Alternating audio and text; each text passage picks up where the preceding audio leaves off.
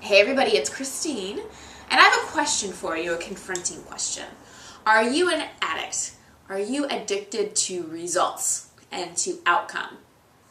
Most of you probably can relate to feeling a little bit more like a human doing than a human being. And I get it. We all have a lot to do. We all have goals we want to achieve.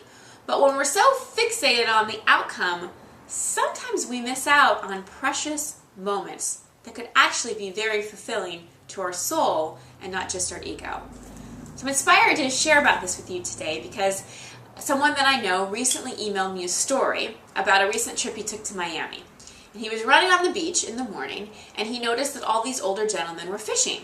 But as he looked closer, he also noticed that they didn't seem particularly invested or committed to it.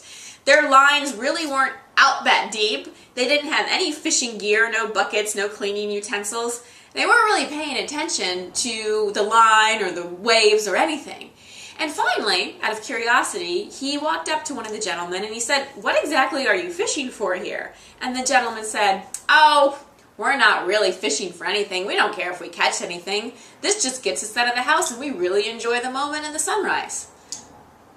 So the insight in that is these fishermen didn't care about the fish. It wasn't the fish or the outcome or the result that got them out there. It was the way they felt and what it evoked in them.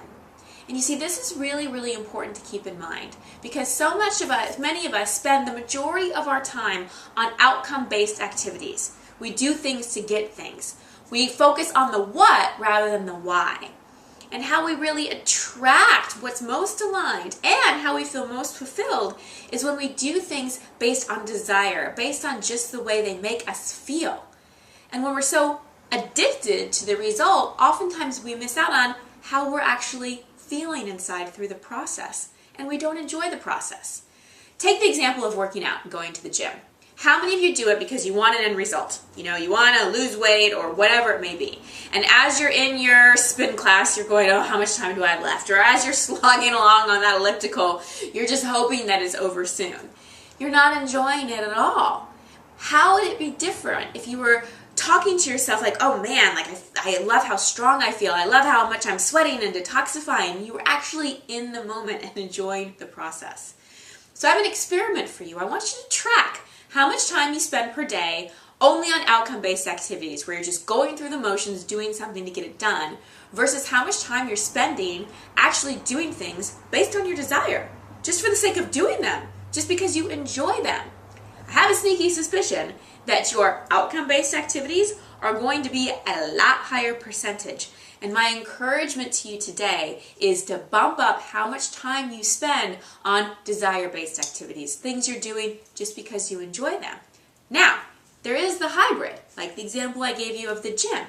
You can take an activity that has some outcome base in it and actually make it more desirable by being in the moment of it.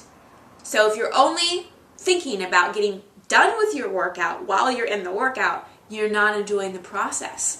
You're in the what, not the why.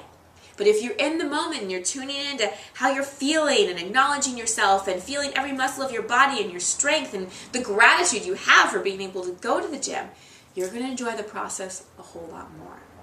So stop being so obsessed with whether or not you catch a fish and bring your awareness back to why you're even fishing in the first place. Many blessings. See you next week.